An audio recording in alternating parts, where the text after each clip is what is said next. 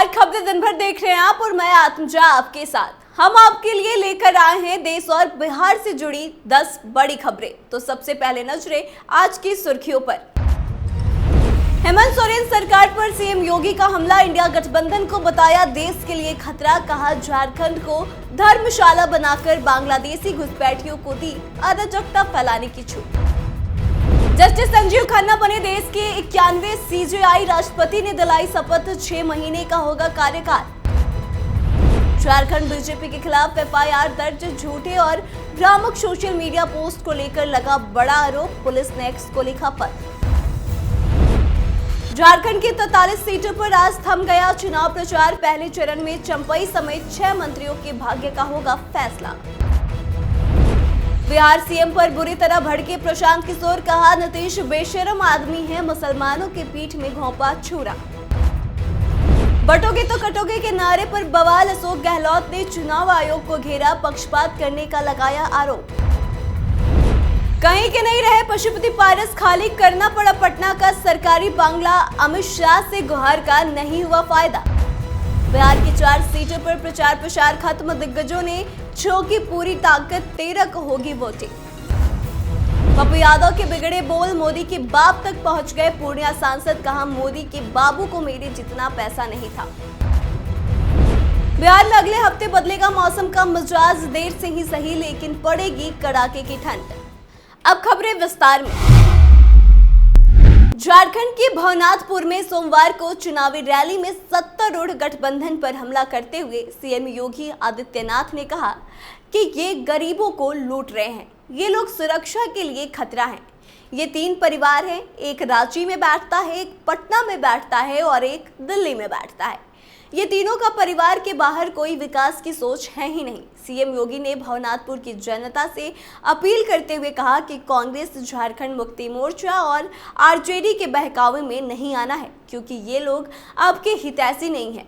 ये लोग बांग्लादेशी घुसपैठियों और रोहिंग्याओं के ही हितैषी हैं। झारखंड को एक धर्मशाला बनाकर बांग्लादेशी और रोहिंग्या मुसलमानों को अराजकता फैलाने की पूरी छूट दे रखी है। जस्टिस संजीव खन्ना देश के नए मुख्य न्यायाधीश बन गए हैं। राष्ट्रपति भवन में हुए कार्यक्रम में राष्ट्रपति द्रौपदी मुर्मू ने उन्हें पद की शपथ दिलाई। बता दें कि जस्टिस खन्ना देश के 91वें चीफ जस्टिस हैं। उनका कार्यकाल 13 मई 2022 तक यानी कि लगभग 6 महीने का होगा। वो चुनावी बॉन्ड योजना खत्म करने और अनुच्छेद 370 निरस्त करने जैसे कई ऐतिहासिक फैसलों का हिस्सा रह चुके हैं। दरअसल जस्टिस संजीव खन्ना ने जस्टिस डीवाई चंद्रचूड़ की जगह ली है। जस्टिस चंद्रचूड़ रविवार को रिटायर हो गए। जस्टिस खन्ना का कार्यकाल 13 मई 2025 तक रहेगा। जनवरी 2019 से सुप्रीम कोर्ट के न्यायाधीश के रूप में कार्यरत जस्टिस संजीव खन्ना कई बड़े केस पर सुनवाई कर चुके हैं। जस्टिस खन्ना ईवीएम की विश्वसनीयता को बनाए रखने, चुनावी बॉन्ड योजना को खत्म करने, अनुच्छेद 370 को हटाने और दिल्ली के पूर्व मुख्यमंत्री अरविंद केजरीवाल को अंतरिम जमानत देने जैसे कई महत्वपूर्ण फैसलों का हिस्सा रह चुके हैं। झारखंड में विधानसभा चुनाव को लेकर पार्टियां जोरों से प्रचार कर रही है, वहीं कुछ विवाद भी सामने आ रहे हैं। चुनाव आयोग के सूत्रों के मुताबिक कांग्रेस की शिकायत पर कार्रवाई करते हुए रांची पुलिस ने सोमवार को झारखंड बीजेपी के खिलाफ सोशल मीडिया प्लेटफॉर्म पर झूठे और भ्रामक वीडियो पोस्ट करने के लिए एफआईआर दर्ज की है।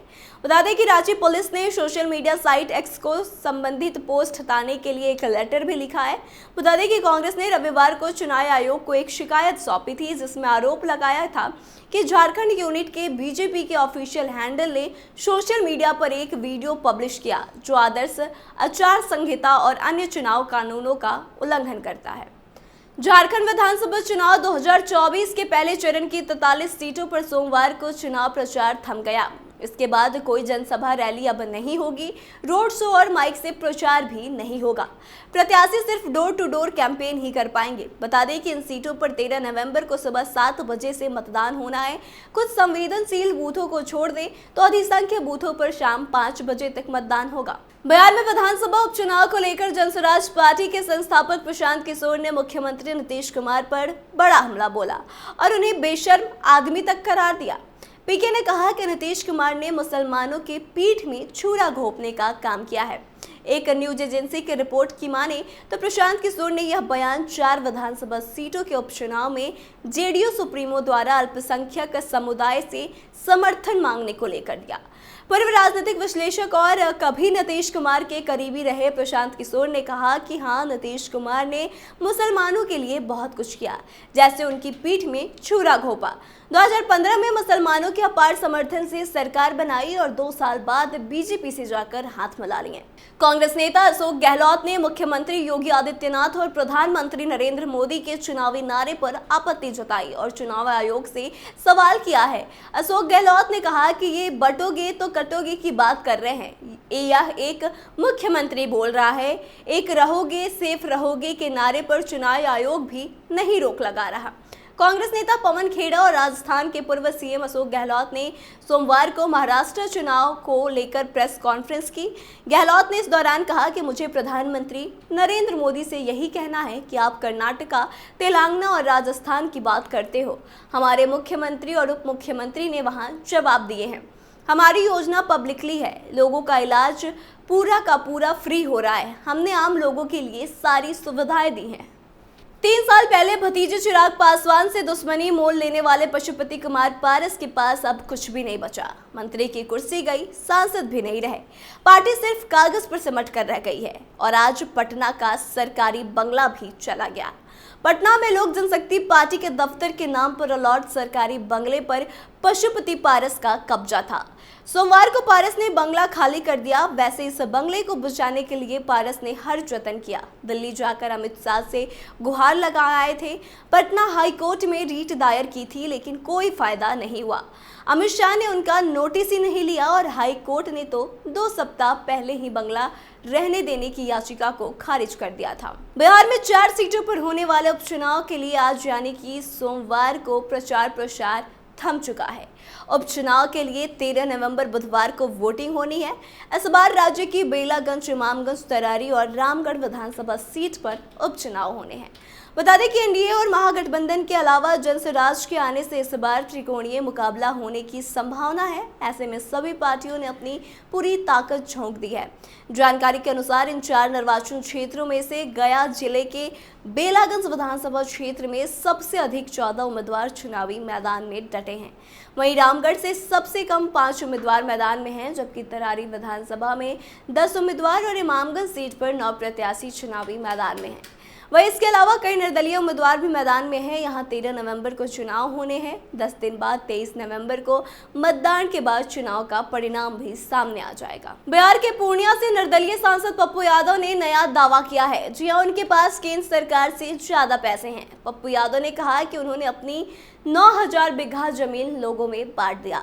इतना जमीन मोदी के बाबू को भी नहीं था। पप्पू यादव ने यह भी दावा किया कि कोरोना के समय जब प्रधानमंत्री के पीए को दवा नहीं मिल रही थी तो मैंने दवा पहुंचाई थी। मेरे सामने मोदी की क्या औकात है।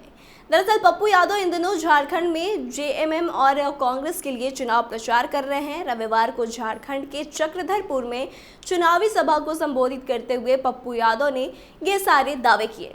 पप्पू यादव यहां जेएमएम उम्मीदवार के पक्ष में चुनावी सभा को संबोधित करने पहुंचे थे। इस साल ठंड आने में थोड़ी देर जरूर हो रही है, लेकिन जब ठंड दस्तक देगी तो लोगों की हाड़ कंपाने वाली सर्दी का सामना करना पड़ेगा। बिहार में फिलहाल बंगाल की खाड़ी से नमी युक्त हवा का प्रवाह बना हुआ है, जो धीमी गति से बह रही है। इस कारण वातावरण में धुंधलापन है और रात का न्यूनतम तापमान सामान्य से थोड़ा अधिक बना हुआ है। उत्तर की ठंडी हवाएं अभी तक प्रदेश में नहीं पहुंच पाई है और पूर्वी हवा का प्रभाव बना हुआ है। हालांकि आसमान में हल्के बादल दिखाई दे रहे हैं, लेकिन फिलहाल बारिश की कोई संभावना नहीं। तो आज के इस खास बुलेटिन में बस इतना ही। आगे की तमाम अपडेट्स के लिए देखते रहे कैपिटल टीवी बिहार। धन्यवाद।